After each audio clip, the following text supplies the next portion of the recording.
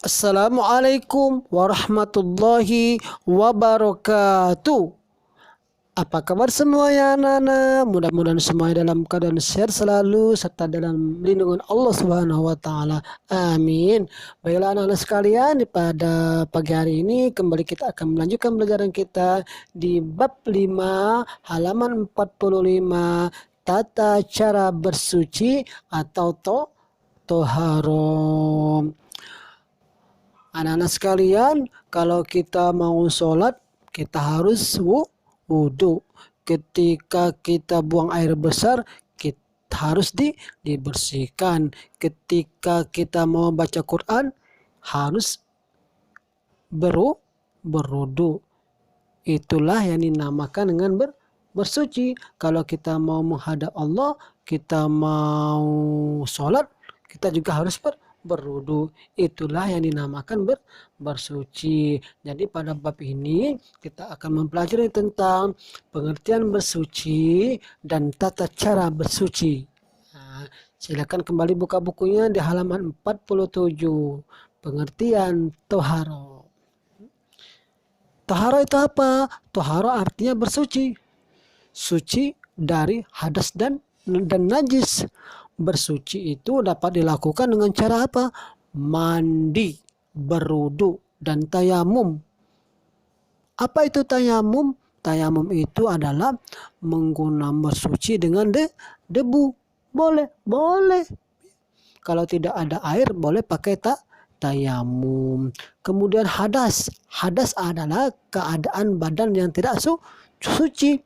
Hadas disebabkan oleh segala yang keluar dari kubul dan dubur. Kubul adalah tempat keluarnya air kencing, sedangkan kubul adalah tempat keluarnya kotoran. Contohnya buang angin, buang air kecil, dan buang air besar. Jadi harus dibersihkan. Kemudian najis itu apa? Najis adalah semua benda yang dianggap kotor oleh Islam, oleh syariat Islam, oleh hukum Islam. Jadi kita harus berhati-hati, jangan sampai kita terkena najis. Selain bersih badan, tempat ibadah juga harus selalu bersih dari segala najis.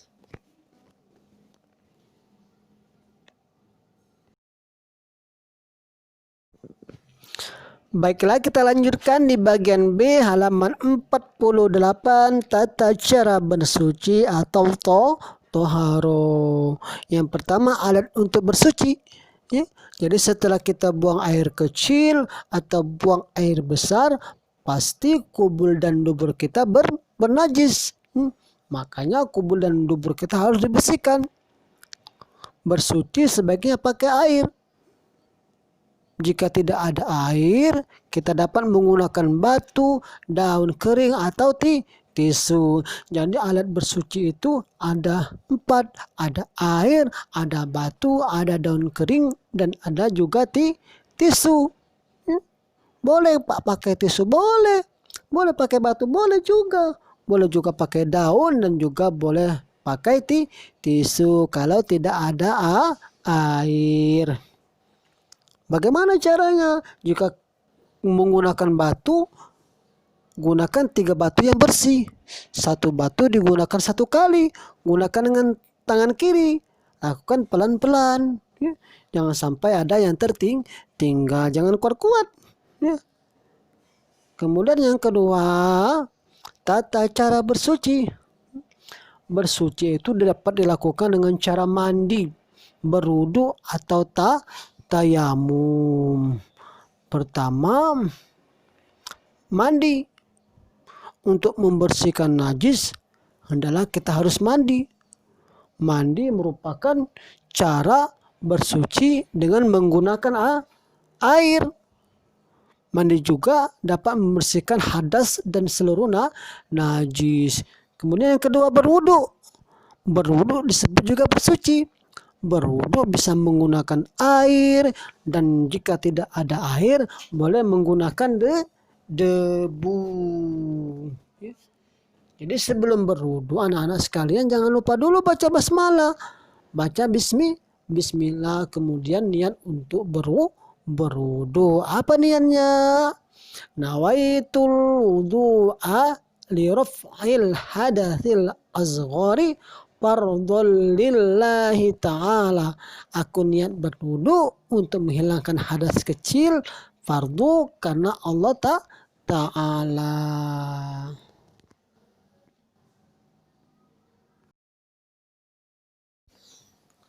Kemudian selanjutnya rukun dan sunnah wudu. Rukun wudu itu ada 6. Jadi berwudu itu harus berurutan atau tertib. Rukun wudu itu tidak boleh ditinggalkan. Kalau ditinggalkan maka wudunya tidak sah. Apa itu? Yang pertama niat, yang kedua membasuh muka, yang ketiga membasuh tangan sampai siku, yang keempat mengusap kepala, yang kelima membasuh kaki sampai mata kaki, dan yang keenam tertib atau berurutan. Kemudian selanjutnya sunnah wudu. Sunnah wudu itu ada 7. Apa itu sunnah wudu? Sunnah wudu jika dikerjakan akan mendapat pahala, tapi kalau ditinggalkan tidak membatalkan wudu.